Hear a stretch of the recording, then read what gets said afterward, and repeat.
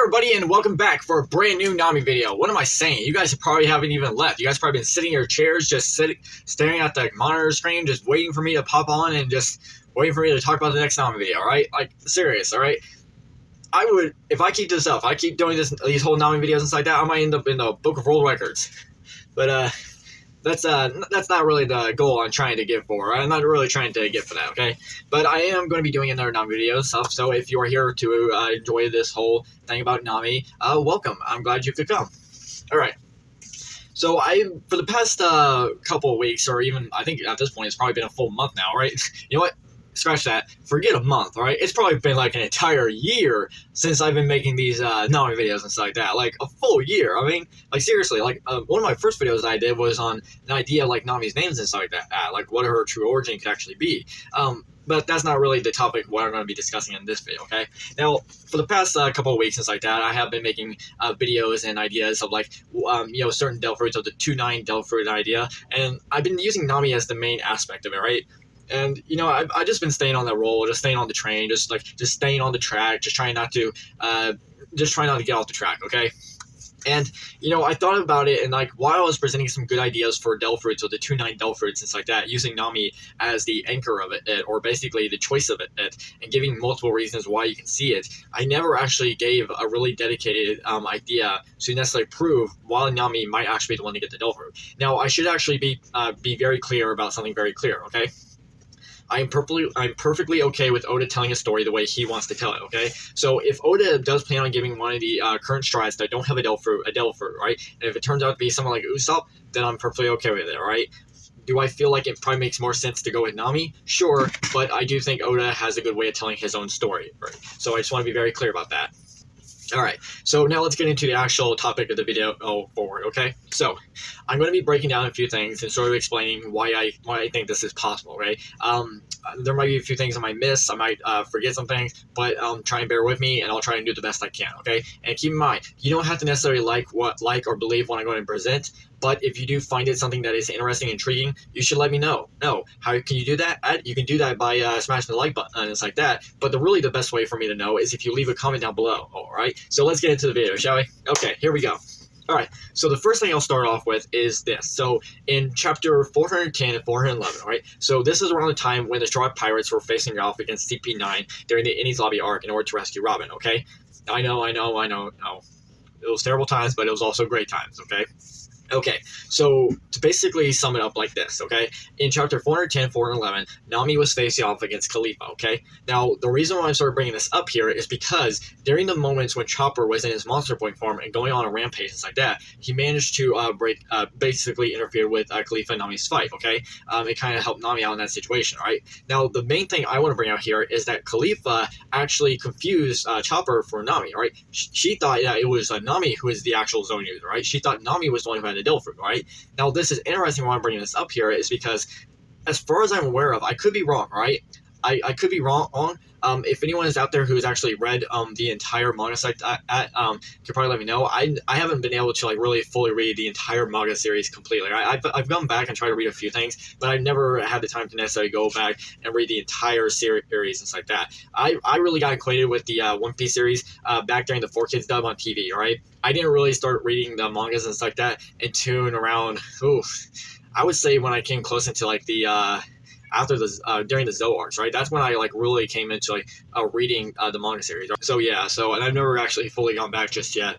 So, but to basically sum it up here is that it's kind of funny, but I feel like Nami is the only character of the Straw Hats has had conversations of Delph fruits popping up in conversations, right?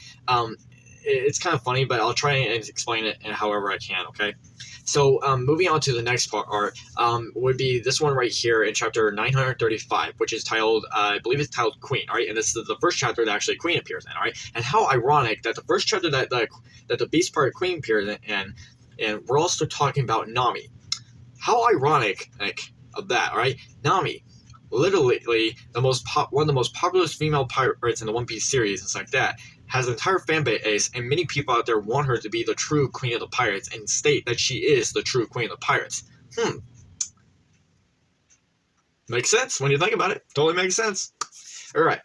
Now back onto the actual topic, okay? So in 935, there was a moment where Nami, Robin, and Shinobu were in the bathhouse, okay? Now Robin basically mentioned that she didn't want to actually get in the entire bathtub and risk, negating her well, not really negating the Delph ability and stuff, but not like really weakening her body, right? In case there were enemies around. Now Shinobu mentioned basically in dialogue that she understood where Robin was coming from because to them, sorcery users refers to Delphi users get weakened by water. Now this is interesting here because while this was not directly stated to Nami at hand alone, and it was just something that was just said in conversation, and it is also interesting here that it feels like it was a three-way conversation, right? It feels like it was a three-way conversation for all three of them, right? And that's just like, it doesn't necessarily mean that it doesn't necessarily mean that it's going to be the case, but you could feel it as sort of like sort of a reference or sort of like a possibility of something to come, right? It doesn't necessarily mean that it has to come true, but it just feels like it could be a possibility, right? So it's more like that, okay? Okay. So let's continue on, all right? Are you guys still with me? If you are, thank you so much for joining. Thank you so much for staying, all right? I appreciate it. All right. Now let's continue, all right? So now this is where we're going to get into some really good stuff, okay? So here we'll go to around chapter, let's see, I believe it was 1070, all right? Around this chapter, it's like that, when Luffy was, and spoilers if you're not really caught up to this, I should actually say spoilers, but if you're not caught up to this moment, you might want to try and catch up, all right? But in around 1070, when after the Straw Hats finally meet Dr. Vegapunk, okay? Vegapunk was basically curious and asking about Luffy's Gear 5th form and stuff like that. Now, keep in mind, most of the questions that he was asking was directing to Nami, right? Now, that doesn't mean that any of the Straw Hats can't answer, but when Oda was basically writing this out, he heavily focused on Nami, right? He had it heavily focused on Nami throughout the conversation, right? Now, this is interesting here because another thing to point out here is that when Vegapunk was sort of mentioning something of like how Delphids actually came to be, and that they seem to be the desire wishes from people from like other worlds and stuff like that, which is crazy to say the least. Like it's still hard to fathom or understand what exactly he's talking about or what this is supposed to entail. But to basically sum it up here, each of the Straw Hats, the ones who were there, gave more of a shocked and confused reaction. Like they didn't know what they were like, they didn't know what to believe or what to assume. But for Nami's, it's a little bit different. Nami gave more of like a personal image feeling, right? To her, while she was still shocked and confused what she was hearing, she kept her mind focused on Luffy firsthand, right? Like she was like literally, she was more of like, it's more like she had like a worried feeling, like she felt like something. It's more like she was getting a feeling that something bad might happen to Luffy, or maybe Luffy's put himself into some kind of position that he might not be able to walk away from, right? And when those moments happen where you get something like that in a story where someone is like literally like thinking about you to the point where you might have put yourself in a position where you shouldn't actually be or never intended to. That is probably one of the greatest. That is probably one of the deepest things you can imagine. Okay, so now let's move on to really some good parts. Okay, all right. Okay, so around the beginning of the story, right? So for this, we need to go back to the beginning, right? Now, if you're going back to chapter 1, you got a little bit too far, all right? We do need to go back to the beginning, but not like literally the beginning of the series, all right? We don't need to go that far back, okay? All right. So go to chapter 10. We'll go to chapter 10, all right? And we don't need to do a breakdown of anything, but I do want to discuss about something, all right? So here in chapter 10, we want to look at the color page, right? Basically the cover page, okay? Now, in this cover page, we have Nami walking alongside a pig who is carrying a treasure chest with a skull and crossbones flag, all right? With basically a Jolly Roger flag, okay? Now, there are a few things I want to talk about, right? But the main thing I want to break down here, that's the most important thing here, is actually the treasure chest with the pirate flag, okay? Now, in many cases, a lot of people would probably see this as, the treasure or being the pirate crew, right? So basically the treasure representing the pirate crew, and then the pirate flag indicating it, being a pirate ship, all right? So basically the pirates or the treasure, right? But there's more I want to actually add here, right? Something a little interesting in detail, okay? So the first thing we'll look at is actually the Jolly Roger. Notice something very interesting about the Jolly Roger. It has an X marks the spot. Now, this is interesting here because this is something important, right? A lot of times with, pirate stories and stuff like that, you always need, be honest, it feels like with any time you're going to have any kind of pirate movie or any kind of pirate story, whatever it is, whether it be a movie, a TV show, book, game, whatever it may be, it always feels like you need an X marks the spot, right? I feel like you cannot have any kind of pirate story at all, no matter what it is, without an X marks the spot. It just feels like it's something that is needed, okay?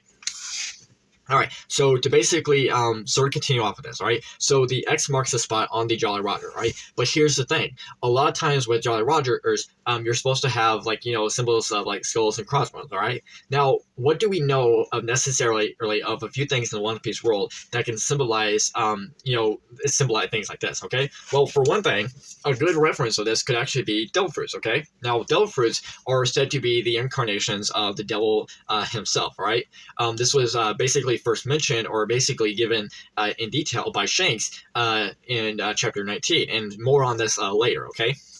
But to basically continue on, all right, we know with necessarily the devil fruits being like the incarnations, or basically said to be like the powers or incarnations of the devil himself manifested in these fruits, okay? Now, why I'm bringing this up here is because we all know how Nami has the love and fond of treasure, right? And practically in every arc where there's like anything that has to do with treasure and fortune, Nami is always right there trying to get her hands on the fortune, right? No matter what it is, right? Whether or not it's someone she's willing to help, or someone, or like an enemy that she's trying to invade to start their fortune, right? Nami's always there, right? And even with these recent arcs and like that, Nami has already shown that she's willing to find some treasure, right? And you never know, right? There might be some things coming forward, okay? So to basically continue on, all right? So here, like I was saying, right? So you know how Nami has a love and fond of treasure, right? You know, with the X marks the spot, it's like to add that, right? And then here you have a treasure chest, okay? And you know the Jolly Roger with the skull and crossbones, right? What if you can see this as an indication to say that Nami will find a devil fruit locked inside a treasure chest and stuff like that? Now, this could actually make sense here, because just like we know for sure, a lot of devil fruits, especially powerful ones that the world government want, sells for a lot of money, right? So you can see this as a good representation of it, right? And that would be insane. Hey, now we got to keep in mind here, Nami's a pretty smart person, so Nami wouldn't just eat a devil fruit, right? And I mean, she might, but it also kind of like it would kind of feel like it would ruin her character development necessarily.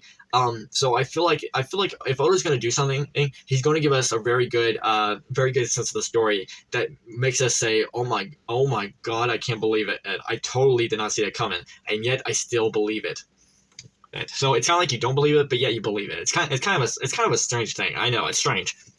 Okay, so let's continue on, shall we? Okay, in chapter 19, all right? So this title was called Devil's Fruit, all right? Now, in this chapter, when Luffy was facing off against Buggy actually narrated and gave us some of his backstory, right? Where he basically told us that him and Shanks were on the same crew. Now, keep in mind, this was actually before we actually found out that they were on Goldie Roger's ship, okay? Now, the main things I want to talk about here is very interesting thing, right? That Buggy basically, to put it up, right? In chapter 19, when Buggy was narrating his past, there was a moment when there was a pirate raid on another ship, okay? And Buggy actually came across a pirate map. He actually came across a map where a treasure was lying at the bottom of the sea floor, all right? Now, it's one thing to point out here is that unfortunately, Buggy never actually managed to attain that treasure. Okay, look, as far as we're aware of, that treasure might still be at the bottom of the sea floor, but at the same time, it might not be there anymore. Right? Someone could have easily picked it up. Right? When Buggy and Shanks were like on the ship, this was back when they were like young kids, like teens, like young teens and stuff like that. And yet here you have them as full-grown adults, like in their 40s to almost 50s at most. Okay. So, it's safe to say that it could be possible that treasure chest might not be there anymore, right? And hey, we don't even know where it is, right? For all we know, that treasure chest that was supposed to be at the bottom of the sea floor could be in AK Island, right? Who knows? Maybe one year there was a day when the world government decided to let Vegapunk have a one-day vacation. Maybe Vegapunk and the satellite side, like, hey guys, what should we do? Oh, let's go fishing. I know they all decided to go off fishing, and it's like they go down the fishing, and all of a sudden Vegapunk just starts, just ranks. Reeling in. I can't believe I forgot the word. Just starts reeling in the fish, and all of a sudden he sees a treasure chest, opens up and sees a devil fruit inside. All right, he takes it back and uses it and starts studying with it to figure out what it is. Right? Who knows? Maybe that's possible. Okay. Okay, but to back up to the actual story in order to stay in the context, okay? So here, as I was saying, right, Buggy never actually managed to attain the treasure because he ended up accidentally the bar enemy, which he never planned on doing, which ruined his chances, okay? And it's kind of funny here because Buggy basically mentioned something that, since he was not able to attain any treasure on the bottom of the seafloor, he'll attain every treasure above the seafloor, right? Which almost heavily implies or feels like it's slowly telling us that the treasure is still there. Now, I should mention that we don't actually know where necessarily this treasure chest is, right? It could technically be anywhere in the entire world, right? It could be in the East Blue, West Blue, North Blue, Grand Line, New World. We don't actually know, right? We do have a general idea of sort of like where Buggy might have, where Buggy actually attained the map, but that doesn't necessarily indicate or say that that's technically would be the actual location, okay? So that's just something to basically add to that. So to continue on, so. And to finish up with this is very important here. If you read chapter 19 and like that, you would know very carefully that at the end of the chapter it basically featured Nami walking off with Buggy's treasure. Imagine how ironic it would be for the treasure chest that Buggy was wanting to attain, that he never actually attained, is attained by Nami, right? The same person who basically robbed him of his money and stuff like that during the beginning of the story, right? You can imagine how that would turn out.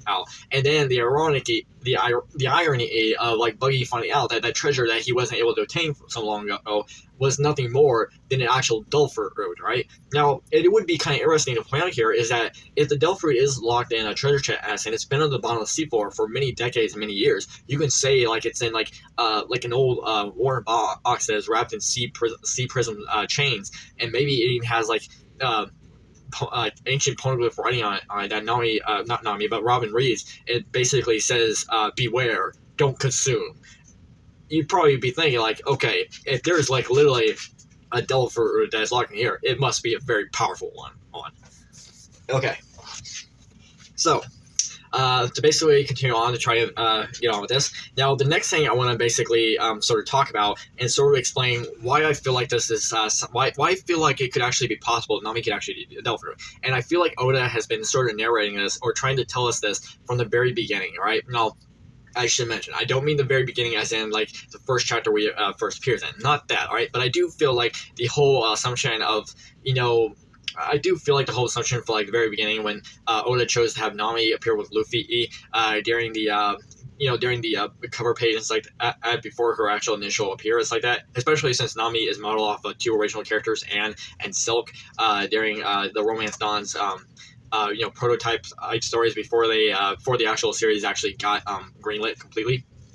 But what I want to basically talk about here is Nami's tattoo. All right, so basically Nami's tattoo. So what I'm going to be presenting here, okay? So think of it like this. So Nami got her tattoo after the Arlong Park incident, okay? So after Arlong was defeated, Nami wanted to basically erase the Arlong tattoo, all right? And what she decided to do here is she actually had them make a brand new tattoo in order to cover up the Arlong tattoo, right? She, she tried to stab it and like that, and in order to burn the markings and like that. But and what she managed to do was to get a new tattoo, right? And the way this tattoo is supposed to resemble is supposed to be a pinwheel with a Mikan on it, right? This is basically how it's supposed to be. But the one thing I want to present out here is that I feel like this tattoo indicates a few things. I feel like it sort of indicates a map, but at the same time it indicates a compass, and it indicates a journey, it's a pathway for Nami to follow. Okay, so first we'll start off with this. Okay, so we start on the opposite end where the Mikan is not. All right, so you basically start from there. I feel like this is basically the journey of Nami, Nami's journey as a Straw Hat. All right, because this is when Nami really officially joined the Straw Hat crew and really became a real member of Luffy's crew. Right, beforehand she was just traveling around with Luffy and things like that, and it wasn't until after her story arc in Arlong Park, where Arlong was defeated, did she really truly stay there and become Luffy's crew member. So I feel like this is where the actual journey begins. Okay, now when you get to the part where it basically splits off between going right and left and things like that, I feel like this indicates this part where the Straw Hats were basically disbanded, right, where they basically separated with their own ways. ways. You can also see this as the part where, the Straw Hats basically had to, when they got to Sabaody and like that, before they can actually enter the new world, all right? So that's one thing to point out there. And I feel like the opposite part of it, where you basically continue on, I feel like this is the part where it basically indicates like the new world, all right? And if you keep following the path, until you basically get to the actual Mikan fruit itself. Now, what I'm basically saying here is that you would find it crazy, but Oda is known to do these kind of things. Like, he leaves hints and details in plain sight, and has basically been telling us these things. So that would be one of the meta craziest craziest things that Oda has been revealing to us in the public eye that we have been missing and ignoring. I'm sure there's other people out there who probably thought of this as well, and good job to them. All right, great minds think alike. Okay. And then, at the end of the journey, there is a Mikan fruit. It's almost like it's literally crazy, but it's almost like it's like a destination to come. And another reason why this is interesting, why you can actually see this possible, is because there's only one Mikan on only one at the end of stuff. So you figure, like, if you really want this to be interesting, good, you figure you put a Mikan on either side, like a Mikan, like maybe 4 Mikans, or Mikan at the end of the at the end and at the beginning. You figured you would do that, but no, there's only one Mikan at the end, and we all know with Delph fruits and stuff like that it's almost. It's crazy, and you don't have to believe it, but it feels like it could be. It feels like it could be true. It feels like it could be something like something of possibilities. So, it's crazy. It's crazy, but I'll admit it. Now, before I officially end off this video, let's basically say something. Now, I know a lot of people are probably thinking and saying, like, Nami doesn't really need a Delph fruit, all right? She doesn't actually need one, all right? She's got Zeus, she's got her climate attack. Why would she even need it? And you are right, all right? Look, I won't lie, all right? But that doesn't mean that Nami can't utilize the Delph fruit abilities with her staff, all right? But look, it always comes down to how you introduce a great story and how the author manages to basically write it, okay? Now, let me basically present some here. Now look, I'm not saying this is actually going to happen, all right? So please don't take this as full credit and start running with it at all nonsense, okay? But, with each of the Straw Hats, we kind of have to wonder and ask ourselves, when will actually be the situation they might pass on the baton to someone else, okay? Now, what I'm basically saying here is very interesting here. Now, we have moments where the Straw Hats, or like certain characters, have basically inherited certain powers, all right? Take, for instance, Sabo inheriting the Nami no Mi from Ace. Then you have situations where Zoro inherited Emma from Hiyori, who inherited it from her father, all right? So you have, inheriting is not really the best way to say it for Zoro. It's more of like earning, or basically accepting the inheritance that Hiyori received from her father. It's like that. But you kind of get where I'm going at with this, okay? If you understand where I'm going with it, thank you. And what I'm basically presenting here is that, what if there's going to be a moment where a Straw Hat and basically gives up, or not necessarily gives up, but, basically passes on their power, or basically their weapon of choice. So imagine, like, if, say, like, for instance, if Vivi does return to Strong Crew, right? If she does officially return, she needs like a really good fighting style, it's like that. What if something occurs where Nami basically passes on the actual climate attack to Vivi because she no longer needs it because of the Delph fruits? Now, I don't actually think that's going to be the case. I don't think that's actually going to happen. But it's just something I want to say, all right? It's just something I want to say. Could it be possible? It could, but I don't really feel like that's going to be the case. So look, and it's kind of funny, right? But we all know how much Nami loves Treasure, right? It feels like it's like one thing part of her, right? I've said this before in my last video and it's like that, but Nami and Treasure is almost like Nami and Mikan, right? It's the same thing as Luffy and his Straw Hat, right? I'm serious, right? If money can walk and talk, Nami would probably even marry her, right? That's just how she is with Treasure, right? And it feels like Treasure could like literally lead her to something that we probably didn't even expect, all right? So that's just something to go over. That's just a bit of a crazy theory, a bit of a discussion. I think that's all. I don't think I got anything else to talk about. I think I talked about everything. So yeah, so hey, that's it. So thank you for joining me for this video on Nami. I really appreciate it. It's like that. If you enjoyed anything I offered, anything I said, please let me know by smashing that like button, all right? Feel free to subscribe to the channel, and make sure to leave a comment down below on what you thought of this video. And if you have anything to add or anything to say, please let me know, all right? Also, feel free to share the video if you think it needs to be shared, you feel like people need to see it. I very much appreciate it, all right? I think the only thing we could do now is end off with one more picture of Nami. It's like that. So, yeah, so that's it. You all have a great day. Bye now.